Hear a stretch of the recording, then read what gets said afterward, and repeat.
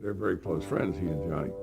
But they'd get involved. This was a big moneymaker. You know, this made an awful lot of money. Here's Johnny.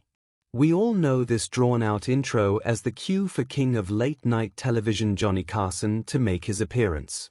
But what of the man who says the intro? You may have missed him, but this man sat next to Carson himself throughout every interview and was even paid handsomely for that. We're talking about none other than Ed McMahon. Ed McMahon, known for his iconic laugh, concealed a weighty secret that he struggled to conceal until he reached his limit. Ed McMahon was Johnny Carson's sidekick. Yet, he died broke and homeless. How did he end up dying in such a miserable state? Find out all about his story and more in today's video. Before he became Johnny Carson's sidekick, Ed McMahon was living an entirely different life coming from humble beginnings. He was born Edward Leo Peter McMahon Jr. on March 6, 1923 in Detroit, Michigan. His parents were Eleanor and Edward Leo Peter McMahon Sr. Like him, his father was also an entertainer and worked as a fundraiser. Even though he was born in Detroit, the young McMahon spent his early years in Lowell, Massachusetts, where his paternal Aunt Mary Brennan lived. Even at a young age, he was a self-supporting young man, even taking on work as a carnival barker in Maine for 3 years before working as a bingo caller in the state when he was 15. Before that, McMahon discovered at the tender age of 10 that he wanted to be a radio announcer. From here, he started creating radio shows of his own using a flashlight for a commercial while practicing commercials. His hard work is also what put him through college, serving as a pitchman for vegetable slices on the Atlantic City boardwalk. He got his first taste of broadcasting in Lowell, but his career stalled here due to the outbreak of World War II.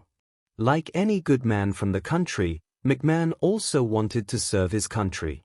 He had hoped to become a U.S. Marine Corps fighter pilot. However, prior to the U.S. entry into World War II, at least 2 years of college attendance were a prerequisite for both the Army and Navy. Since he was determined to be a pilot, McMahon attended Boston College from 1940 to 1941 and applied for Marine Corps flight training shortly after. His flight training took place in Dallas, followed by another in Pensacola. Here he earned his carrier landing qualifications and was appointed as a naval aviator. McMahon spent the next 2 years of his life as a Marine Corps flight instructor. Then finally got his chance to join the Pacific Fleet in 1945. However, the atomic bomb attacks on Hiroshima and Nagasaki took place. So those orders were rescinded. Since he was still an active officer in the Marine Corps Reserve, McMahon was called to serve in the Korean War. This time, McMahon made full use of being an aviator, flying a total of 85 combat missions, which earned him 6 air medals. He remained in the Marine Corps Reserve until his retirement in 1966 as a colonel. After the war, McMahon continued his studies, this time thanks to the GI Bill. He enrolled at the Catholic University of America in Washington, D.C., majoring in speech and drama, and graduated in 1949. At the university, he was under the tutelage of American director and playwright Gilbert Hartke. Upon graduation, McMahon kept himself busy raising funds for a theater to be named after Hartke. He also took a job post that paid him $75 weekly at WCA. It was a new TV station in Philadelphia where he co-hosted a live program titled The Take 10 Show, which quickly became his own show.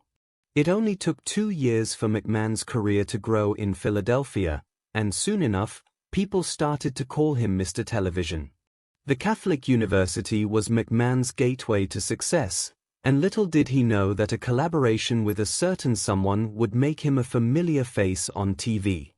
In 1958, Ed McMahon had the good fortune of meeting Johnny Carson, who was just a rising comedian at the time.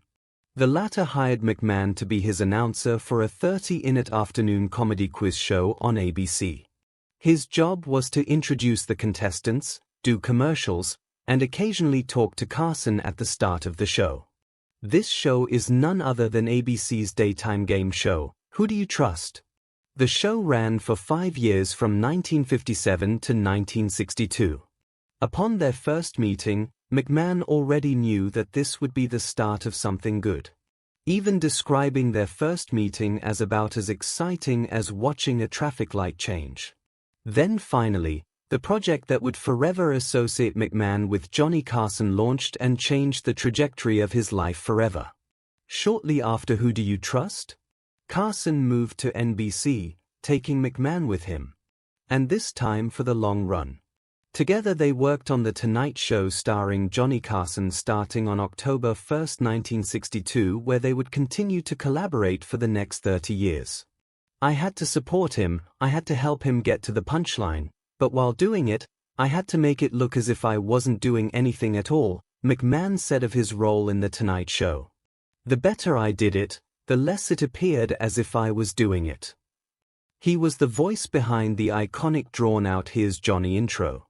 It was so iconic that it was used by Jack Nicholson's character Jack Torrance in the esteemed 1980s horror The Shining. Besides this, McMahon's constant laughter also became a staple in the show, earning him the nicknames of Human Laugh Track and Toy Maker to the King, with Carson as the King of Late Night. If Batman has Robin, Johnny Carson has Ed McMahon as his sidekick.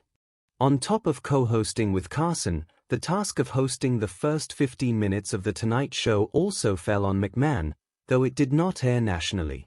Besides that, he also worked as a guest host on more than one occasion when Carson himself wasn't available between July 29 and August 2, 1963, as well as for 2 nights in October the following year.